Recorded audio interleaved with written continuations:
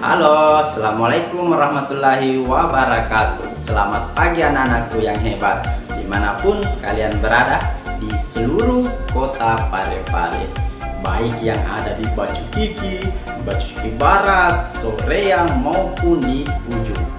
Nah, pagi hari ini bersama dengan saya Pak Guru Akbar, kita akan belajar dalam beberapa menit ke depan. Makanya anak-anakku semua harus konsentrasi dan jangan lupa fokus dengan materi yang akan Bapak sajikan. Ya, sebelum Bapak lanjut, Bapak kembali mengingatkan kepada anak-anakku semua bahwa di masa pandemi COVID-19 ini saya harapkan anak-anakku tetap menerapkan protokol kesehatan dengan cara selalu menggunakan masker ketika berada di luar rumah, menjaga jarak, terus selalu mencuci tangan dengan air yang mengalir agar wabah virus corona berhenti dan meninggalkan kota kita yang tercinta ini, sehingga kita semua bisa hidup dengan damai kembali seperti masa-masa sebelumnya. Nah, anak-anakku yang hebat, sebelum kita lanjut, alangkah bagusnya sebagai umat yang beragama kita berdoa dulu. Baiklah, mari kita berdoa sesuai dengan keyakinan kita masing-masing. Doa dimulai. Selesai. Bapak mau tanya kepada anak-anakku semua, semuanya sudah sarapan kan? Ingat, kalau kalian tidak sarapan, maka proses pembelajaran akan terganggu. Karena perut yang lapar akan mengganggu konsentrasi anak-anakku semua di rumah. Baiklah, bersama Pak Akbar kita akan mempelajari tema 5 sub tema 2 pembelajaran pertama untuk siswa kelas 5 SD. Jadi anak-anakku yang kelas 5, perhatikanlah materi berikut ini. Kemudian, adapun tujuan pembelajaran kita hari ini, setelah kita belajar bersama, maka saya harapkan anak-anakku semua di rumah maupun di mana saja sudah mampu mengetahui apa itu rantai makanan dan apa itu ekosistem. Nah, kita sudah akan memasuki materi pelajaran hari ini. Jadi saya harapkan anak-anakku untuk memperhatikan setiap materi yang coba Bapak jelaskan pada pagi hari ini. Oke, selamat menyari ini. Nah, coba perhatikan gambar hewan-hewan langka asli Indonesia berikut. Nah, di sini ada 8 hewan, ada anoa, harimau, komodo, badak, elang Jawa, babi rusa, tarius tumpara, dan yang terakhir orangutan. Ya, pertanyaan, apakah kamu tahu jenis habitat dan ekosistem tempat tinggal hewan-hewan tersebut? Nah, coba kalian pikir. Setelah berdiskusi tentang beberapa jenis hewan langka Indonesia, Siti, Udin, dan Dayu masih memperbincangkan hewan-hewan tersebut. Din, menurutmu mengapa hewan-hewan tersebut menjadi langka? Tadi Bu Guru mengatakan bahwa salah satu penyebabnya adalah berkurangnya ketersediaan makanan bagi mereka. Berkurangnya ketersediaan makanan akan mengganggu rantai makanan yang ada pada ekosistem tersebut. Apabila berlangsung lama dan terus-menerus, populasi salah satu hewan dalam rantai makanan tersebut akan berkurang. Betul juga ya, jika makanan mereka berkurang, populasi mereka pasti juga akan berkurang. Betul juga ya, jika makanan mereka berkurang, populasi mereka pasti juga akan berkurang.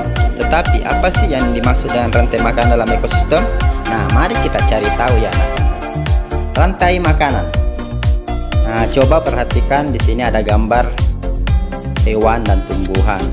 Nah, sini aja penjelasan. Rantai makanan adalah perjalanan memakan dan dimakan dengan urutan tertentu antar makhluk hidup. Padi dimakan oleh tikus, kemudian tikus dimakan oleh ular, ular dimakan oleh burung elang. Setelah beberapa waktu, burung elang mati, bangkainya membusuk, diuraikan oleh makhluk hidup pengurai dan bercampur dengan tanah membentuk humus. Humus sangat dibutuhkan tumbuhan, terutama rumput. Begitulah seterusnya, sehingga proses ini berjalan dari waktu ke waktu. Di lautan yang menjadi produsen adalah fitoplankton. Fitoplankton ialah sekumpulan tumbuhan hijau yang sangat kecil ukurannya dan melayang-melayang di dalam air. Konsumen satu adalah zooplankton atau hewan pemakan fitoplankton. Konsumen kedua adalah ikan-ikan kecil. Konsumen ketiga adalah ikan-ikan sedang. Sedangkan konsumen keempat adalah ikan-ikan yang besar. Urutan peristiwa memakan dan dimakan di atas dapat berjalan seimbang dengan lancar jika seluruh komponen tersebut ada. Jika salah satu komponen tidak ada, akan terjadi ketimpangan dalam urutan memakan dan dimakan tersebut. Agar rantai makanan dapat terus berjalan, jumlah produsen harus lebih banyak daripada jumlah konsumen pertama. Konsumen pertama harus lebih banyak daripada konsumen kedua, dan seterusnya.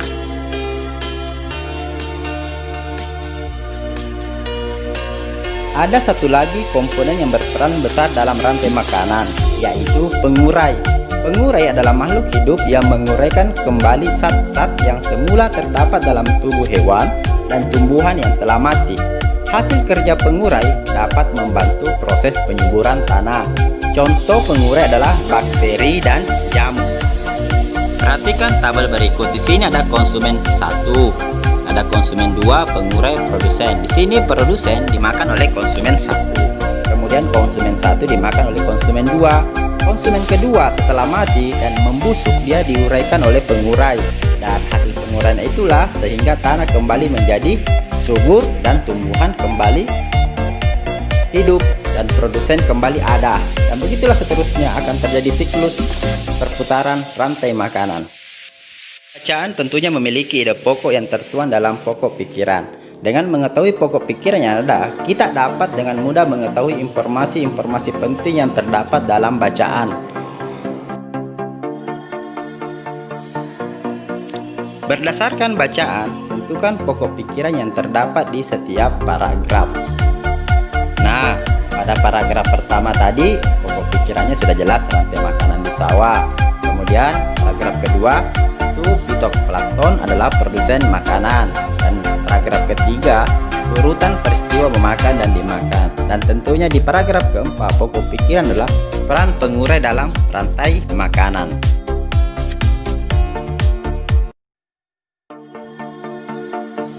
Di dalam rantai makanan terjadi perpindahan energi dari satu makhluk hidup ke makhluk hidup yang lain. Perhatikan contoh rantai makanan berikut. Nah, di samping ada gambar rantai makanan. Keterangan tentang rantai makanan di samping sebagai berikut. 1. Tumbuhan memproduksi makanannya sendiri melalui proses fotosintesis. Jenis makanan yang diproduksi oleh tumbuhan berupa gula. Oleh tumbuhan, makanan dapat disimpan dalam bentuk biji, batang, buah, dan akar. Poin kedua atau gambar kedua yaitu konsumen tingkat 1 merupakan hewan herbivora atau pemakan tumbuhan. Makanan yang dimakan hewan tersebut akan diubah ke dalam bentuk energi untuk melakukan aktivitas dan berproduksi. Contoh konsumen tingkat 1 adalah tikus seperti pada gambar di samping. Kemudian gambar ketiga adalah konsumen tingkat 2 yaitu gambar ular ya. Merupakan hewan karnivor yang akan memakan konsumen tingkat 1. Jadi, konsumen tingkat 1 merupakan sumber energi bagi konsumen tingkat 2 agar dapat bertahan hidup. Contoh, hewan konsumen tingkat 2 adalah ular. Gambar keempat, konsumen tingkat 3 memakan konsumen tingkat 2. Contoh, hewan konsumen tingkat 3 adalah burung elang. Pada saat konsumen tingkat 3 mati, tubuhnya akan membusuk.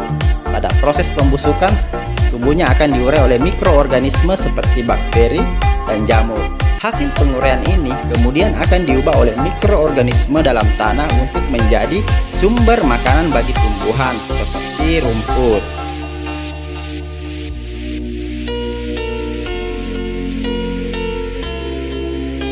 Nah, di sini lagi ada gambar rantai makanan pada ekosistem laut.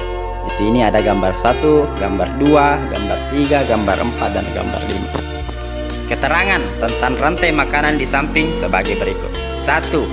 Fitoplankton memproduksi makanannya sendiri melalui proses fotosintesis.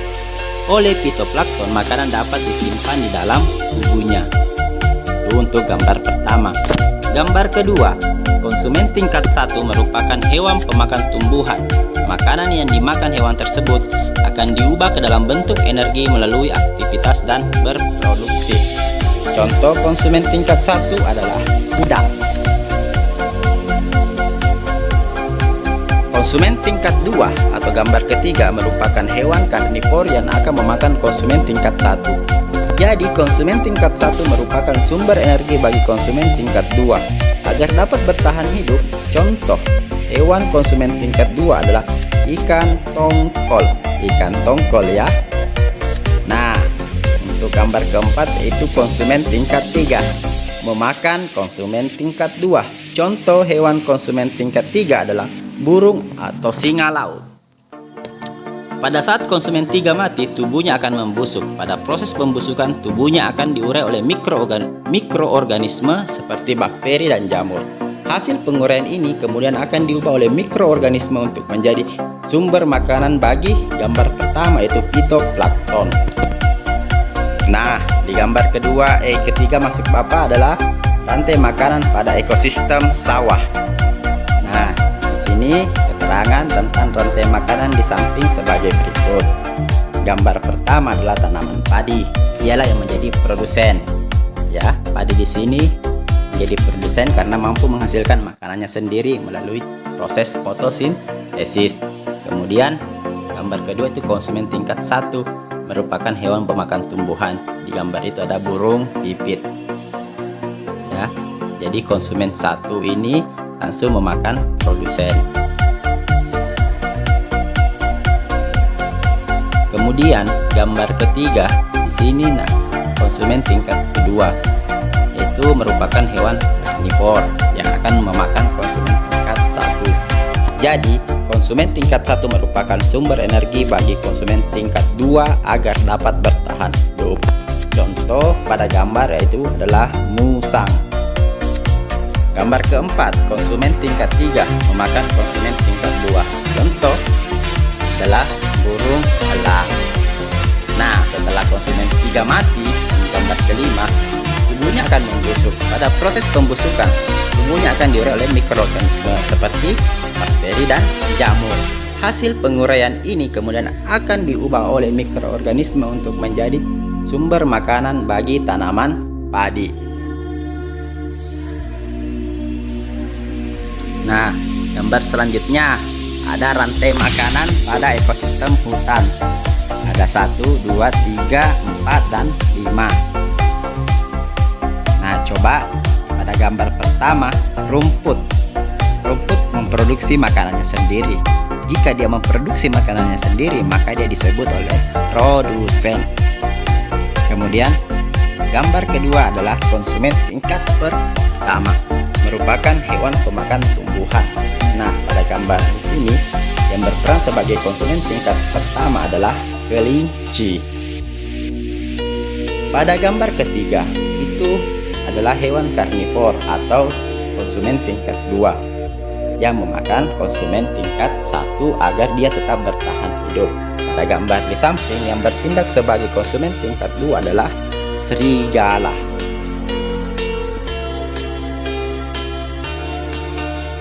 Nah, pada gambar keempat itu adalah konsumen tingkat 3. Nah, dia yang paling berkuasa. Dia memakan konsumen tingkat kedua. Hewannya pada gambar tentunya kalian tahu semuanya anak adalah harimau. Dan seperti pada gambar-gambar sebelumnya bahwa yang menjadi pengurai pada gambar kelima adalah jamur atau bakteri. Nah, hasil mikroorganisme ini diubah menjadi sebuah pupuk yang baik untuk pertumbuhan rumput. Nah, itulah tadi anak-anakku semua materi tentang rantai makanan.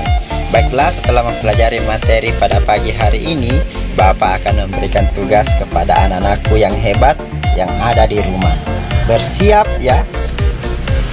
Ya, nomor 1, apa yang dimaksud dengan rantai makanan? Nomor 2, coba kalian gambar rantai makanan yang ada pada ekosistem sawah. Nomor terakhir atau nomor 3, apa yang akan terjadi pada rantai makanan jika pengurai tidak ada dalam proses rantai makanan. Ya, tugasnya bisa dipoto dulu sebelum ditulis.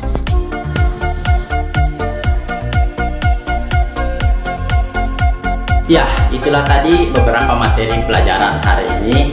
Anak-anakku semua, saya rasa memperhatikan dari awal sampai akhir bahwa hari ini kita mempelajari banyak sangat materi. Ada rantai makanan, ada membahas masalah produsen, mana yang bertindak sebagai konsumen, konsumen 2, konsumen 3, dan selanjutnya. Nah, saya harap anak-anakku semua memahami apapun materi pada pagi hari ini. Nah, baiklah, sekian materi pada pagi hari ini. Semoga kita semua dalam lindungan Tuhan Yang Maha Kuasa dan COVID-19 yang berada di kota Parepare kita ini segera keluar dan kita bisa kembali lagi ke sekolah bertemu dengan teman-teman. Dan sekian, Assalamualaikum warahmatullahi wabarakatuh.